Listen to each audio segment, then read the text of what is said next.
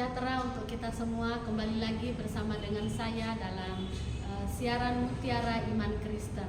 Saya Maria Yultiani Lamus, STH Penyuluh Agama Kristen di Kementerian Agama Kota Mataram. Hari ini saya mengangkat sebuah tema tentang investasi kekal yang terambil dari kitab Matius pasal 6 ayat 19 sampai 21. Tapi sebelum kita masuk dalam kebenaran firman Tuhan, mari kita berdoa terlebih dahulu. Bapa, terima kasih, kami mengucap syukur untuk segala kebaikan Tuhan dalam hidup kami. Tidak henti-hentinya Tuhan, kami bersyukur atas kebaikan Tuhan yang boleh kami nikmati setiap hari ya Bapa. Terima kasih untuk kesempatan hari ini kami boleh bersama-sama Tuhan belajar tentang kebenaran firman-Mu ya Tuhan, tentang kebenaran investasi kekal ya Bapa yang diambil dari kitab Matius pasal 6 ayat 19 sampai 21. Berkati hamba-Mu yang akan menyampaikan isi hati-Mu Tuhan. Kami percaya bahwa setiap mereka yang mendengar Tuhan firman hari ini diberkati dan diubahkan oleh kebenaran firman. Di dalam nama Tuhan Yesus Kristus kami berdoa dan mengucap syukur. Haleluya. Amin. Bapak Ibu, kita sama-sama membaca firman Tuhan di dalam kitab Matius 6 ayat 19 sampai 21. Janganlah kamu mengumpulkan harta di bumi ini ngengat dan karat merusaknya, dan pencuri membongkar serta mencurinya. Tetapi kumpulkanlah bagimu harta di surga ngengat dan karat tidak merusakkannya, dan pencuri tidak membongkar serta mencurinya. Apa itu investasi kekal? Investasi kekal adalah investasi semua hal yang kita lakukan hari ini yang nilainya tidak akan hilang bahkan sampai kita mati. Ada beberapa hal yang bersama-sama kita pelajari hari ini adalah investasi kekal mulai dari mana. Ketika kita ingin menginvestasi sesuatu di dalam kehidupan kita, kita harus tahu mulai dari mana kita bisa berinvestasi. Dari firman Tuhan hari ini kita belajar bahwa investasi kekal mulai dari yang pertama, mulai dari pola pikir yang diubahkan oleh firman Tuhan. Di dalam kitab Yohanes 8 ayat 23 mengatakan, dan kamu akan mengetahui kebenaran, dan kebenaran itu akan memerdekakan kamu. Apa itu kebenaran yang dimaksud? Yesus tidak berbicara tentang sekedar pengetahuan intelektual, juga tidak berbicara tentang data atau fakta, tetapi kebenaran rohani yang menyentuh hati dan mengubah seluruh kehidupan kita.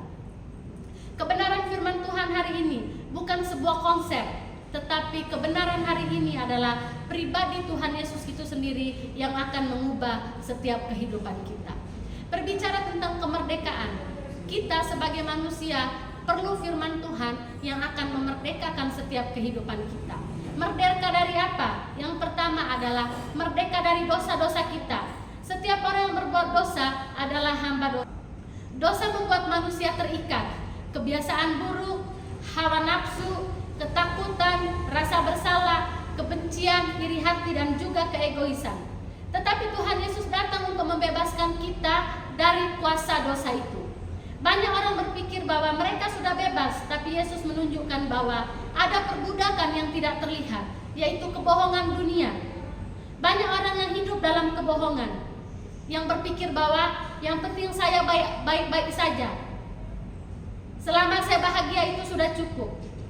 Tetapi bukan tentang kebahagiaan yang sementara, tapi bagaimana kita menikmati sukacita bukan saja hari ini, tetapi nanti ketika sudah mati dan kembali bersama-sama dengan Tuhan. Yang berikut adalah ketika kita mau berinvestasi. Mulai dari mana kita mau berinvestasi? Yang kedua adalah mulai dari hati yang rindu akan pengenalan akan Tuhan kita Yesus Kristus. Paulus melepaskan segalanya untuk Tuhan. Ada 3 kerinduan dari dalam hati Rasul Paulus: mengenal Kristus lebih dalam, mengalami kuasa yang membangkitkan dari kematiannya, dan menyerahkan hidupnya sepenuhnya untuk Allah. Investasi kekal mulai dari hati yang rindu mengenal Tuhan lebih dalam lagi. Mengenal Kristus adalah tujuan tertinggi dari kehidupan setiap orang percaya.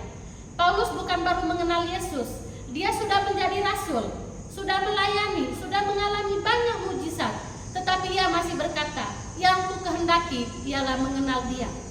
Artinya, pengalaman dengan Kristus tidak pernah selesai. Mengenal Kristus bukan suatu peristiwa, tetapi proses seumur hidup. Tuhan Yesus memberi kita kesempatan setiap hari bagaimana kita untuk hidup dalam pertobatan, meninggalkan dosa-dosa kita, meninggalkan kebiasaan-kebiasaan buruk kita, meninggalkan perbuatan-perbuatan kita yang tidak berkenan kepada Tuhan, sehingga proses setiap hari membuat kita menjadi serupa dan segambar dengan Kristus. Di sini ada satu hal yang menarik. Paulus berkata bahwa bagiku hidup adalah Kristus dan mati adalah keuntungan. Mati bagi dunia supaya kita bisa investasi hidup bagi Allah.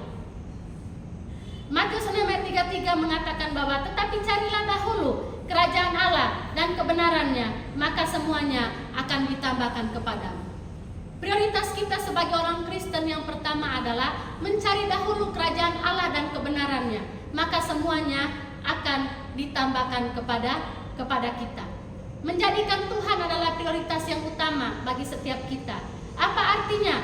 Hidup yang berpusat kepada Tuhan, hidup yang berpusat kepada Kristus, bukan lagi berpusat pada apa yang kelihatan di depan mata, tapi kita mengandalkan Tuhan dalam segala hal kehidupan kita.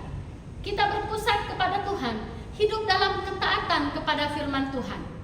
Ya, dengan Tuhan tanpa tawar-menawar, dengan Tuhan tanpa embel-embel yang lain. Bagaimana kita belajar hati kita, hidup kita bergantung sepenuhnya kepada Tuhan. Hidup adalah investasi untuk kekekalan. Dunia ini hanya sementara, tetapi apa yang kita lakukan hari ini buat Tuhan, hari ini punya nilai kekal. Tidak ada yang sulit jika kita lakukan dengan hati yang cinta akan Tuhan. Mari kita sama-sama belajar bahwa mulai sekarang, hiduplah bukan cuma untuk sekarang, tetapi untuk selamanya. Nggak cuma untuk pengakuan dari orang lain, tapi perkenanan dari Tuhan. Jadilah kita sebagai anak-anak terang, anak-anak yang mengasihi Tuhan, anak-anak yang mencintai Tuhan, anak-anak yang hidupnya berfokus pada menyukakan hati Tuhan, anak-anak yang hidupnya berpusat dan bergantung sepenuhnya kepada Allah.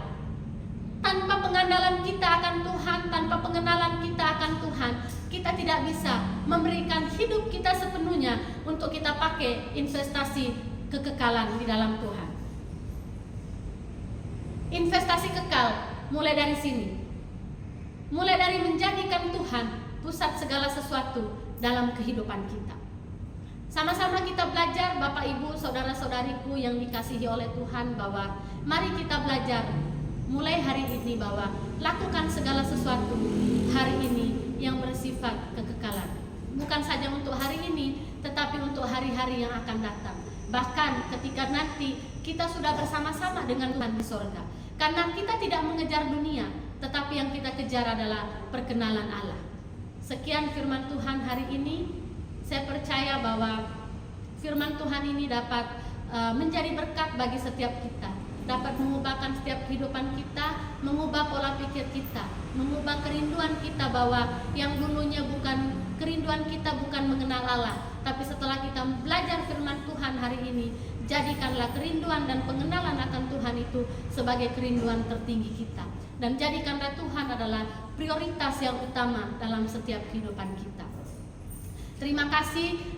Saya percaya bahwa kita semua mulai hari ini sampai hari-hari yang akan datang, Tuhan menuntun setiap langkah kita. Terima kasih, Tuhan Yesus memberkati. Sebelum kita menutup perjumpaan kita hari ini, mari kita berdoa. Bapa, terima kasih, kami mengucap syukur untuk kebaikan Tuhan dalam kehidupan kami. Kami percaya bahwa kasih Tuhan senantiasa menyertai kami, bukan karena kuat dan gagah kami, bukan karena hebat kami, tapi karena Tuhan.